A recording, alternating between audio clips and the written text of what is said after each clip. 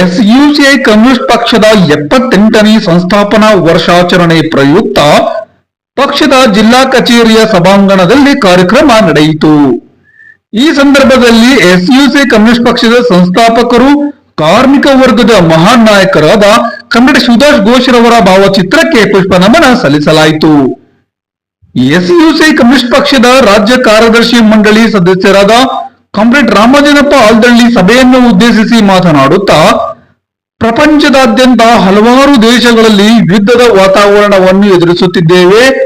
ಯಾವುದೇ ದೇಶ, ಭಾಷೆ, ಧರ್ಮದ ಗಡಿ ಇಲ್ಲದ ಮುಗ್ಧ ಮಕ್ಕಳನ್ನು ಈ ಯುದ್ಧಗಳು ಬಲಿ ತೆಗೆದುಕೊಳ್ಳುತ್ತಿವೆ.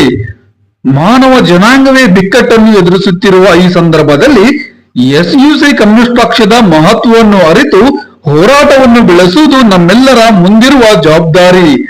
ಜನತೆಯ ಸಮಸ್ಯೆಗಳ ವಿರುದ್ಧ ಹೋರಾಟಗಳು ಭುಗಿಲೆದ್ದರೂ ಅಂತಿಮವಾಗಿ ವ್ಯವಸ್ಥೆಯ ಬದಲಾವಣೆಗೆ ದಾರಿ ಮಾಡಿಕೊಡುವುದಿಲ್ಲ. ಆಕ್ರೋಶದಿಂದ ಭುಗಿಲೇಳುವ ಹೋರಾಟಗಳು ತಾರ್ಕಿಕ ಅಂತ್ಯ ಕಾಣುವುದಿಲ್ಲ.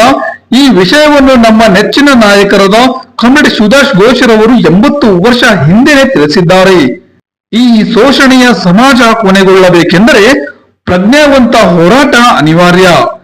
ಅಂತ ಪ್ರಜ್ಞಾವಂತಿಕೆಯ ಹೋರಾಟವನ್ನು ಎಸ್ಯುಸಿಐ ಕಮ್ಯುನಿಸ್ಟ್ ಪಕ್ಷವು ದೇಶದಾದ್ಯಂತ ಬೆಳೆಸುತ್ತಿದೆ. ಈ ದಿಕ್ಕಿನಲ್ಲಿ ಪಕ್ಷದ ಕಾರ್ಯಕರ್ತರು, ಬೆಂಬಲಿಗರು ತಮ್ಮನ್ನೇ ತಾವು ಬದಲಾಯಿಸಿಕೊಂಡು ಪ್ರಜ್ಞಾವಂತಿಕೆಯ ಹೋರಾಟದಲ್ಲಿ ದೇಶದಾದ್ಯಂತ ಕ್ರಾಂತಿಕಾರಿ ವಿಚಾರಗಳನ್ನು ಹರಡುವ ಜವಾಬ್ದಾರಿಯನ್ನು ನಾವೆಲ್ಲರೂ ಕೈಗೆತ್ತಿಕೊಳ್ಳುವುದು ಈ ಗಳಿಗೆಯ ಅವಶ್ಯಕತೆ. ಸಮಾಜವಾದಿ ಕ್ರಾಂತಿ ನೆರವೇರಬೇಕೆಂದರೆ ಈ ದಾರಿ ಬಿಟ್ಟು ಬೇರೆ ದಾರಿ ಇಲ್ಲ. ಹಾಗಾಗಿ ಪಕ್ಷವನ್ನು ಬಲಿಷ್ಠಗೊಳಿಸುವಲ್ಲಿ ನಾವು ಇಂದು ಸಂಕಲ್ಪ ತೊಡಬೇಕೆಂದರು. ಜಿಲ್ಲಾ ಕಾರ್ಯದರ್ಶಿ ಲಕ್ಷ್ಮಣ್ ಜಡಗಣ್ಣನವರು ಕಾರ್ಯಕ್ರಮದ ಅಧ್ಯಕ್ಷತೆ ವಹಿಸಿದರು.